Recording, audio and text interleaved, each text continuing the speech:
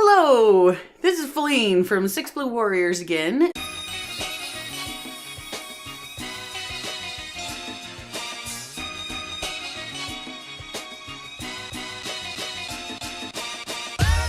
So today what I want to talk about is finding ways to help motivate your kid. Let me tell you a little bit about our situation right now. So we have one of our kids, he's 7 years old and he's in second grade this year and he's really, really smart. You know, he just would be in school for kindergarten and first grade and he just was getting 98%, 100%, 100%. You know, he'd just be getting A's on everything. He just did a great job with school. It really wasn't hard for him. This year, when we hit second grade, we had a couple of different things change, but ultimately what happened was he quit doing anything at school. He wasn't rude to the teacher. He wasn't disruptive. He wasn't doing anything wrong, but he also just wasn't doing anything. So when they're supposed to be working on their math lesson, he's just sitting there staring out the window, or he's playing with paper pencils on his desk, or he's drawing pictures of things. And so he just wasn't doing anything. His first report card came back that term and he had like F's. F. And it was because he just wasn't doing anything at school. So we tried all kinds of different things to try and motivate him. We were like, is the work too difficult? Is the work not difficult enough? Is he bored? You know, we tried lots of different things. The teachers were great in trying to help us do what they could. We came up with a couple of different things and things weren't working and his behavior was regressing. He was starting to hide underneath the table. His desk, and he just wouldn't come out. So it was very, very frustrating to see this very brilliant child just all of a sudden completely regressing. So we came up with a couple of different things.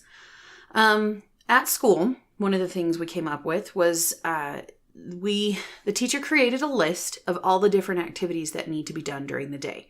So they have the first one is morning greeting. Then they sit down and they do their daily grammar edits, and then they do this, and then they do that, and then they do math, and then they've got, their specials classes, which are like PE or art or music or whatever it is. And so she just made a list of all the activities through the day. And then originally, because we got together and had a meeting with the teacher and all that stuff to try and figure out how we could help motivate him. The thing we came up with was that the teacher would come by, and if he participated in an activity, he would earn a signature next on the list next to the activity that he had completed. And if he got, I think we started out with 20 signatures in the day, then he got a certain prize.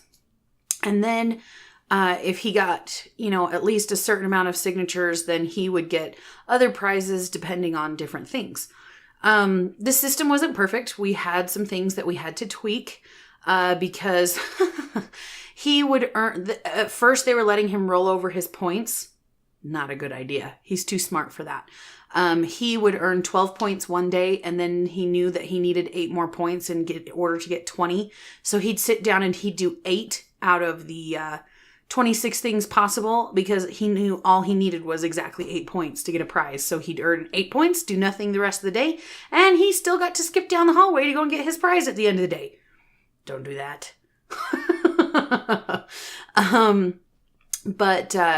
So anyway, there's just things that you're going to have to modify based off of your child. But that was one of the things that we ran into, is he figured out exactly how many points he had to earn. So now it's 20 points for the day and they do not roll over anymore. But coming up with ideas like this, these are things that you can bounce back and forth with the teachers and knowing your kid, just to kind of see what is going to help them, and you can, with what's nice about this thing that we came up with is that the reward can change all the time depending on the child, but they're still used to the system.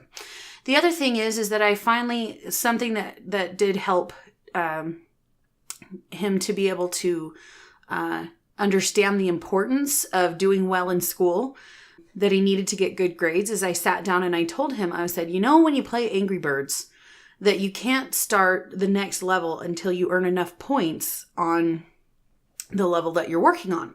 You can't move from level 1 to level 2 until you earn enough points to unlock level 2. Because all the levels are locked up until you've earned enough points or passed the one level before you can move up to the next one. So I told him that he needed to earn enough points in order to unlock 3rd grade. He couldn't unlock 3rd grade until he got enough points in 2nd grade. And for some reason, all of a sudden, this just clicked with him. So try and find something that your child relates to. For us right now is Angry Birds and games, like it just made it really easy for him to understand because he already knew those were established rules, but he didn't understand the importance of moving on to the next grades. And I said, well, do you want to stay in 2nd grade when all your other friends are going to be in 3rd grade next year? Or do you want to, be able to go and stay with your friends? So that was the other thing, was just kind of being direct, but gently pointing out the realities of not unlocking 3rd grade. So he's doing a lot better with that now. So you just kind of have to sit down and kind of get creative as to the different ways that you can help motivate your child. And the other thing that we sat down and went over his grades with him when he got his report card at the end of the term. And we showed him, okay, in order to earn enough points, your grades have to say A, B, or C. C is the lowest grade that you can get that's going to earn you enough points to unlock 3rd grade. And so then we said, so you earned enough points in this area, but you didn't earn enough points in this and this and this and this.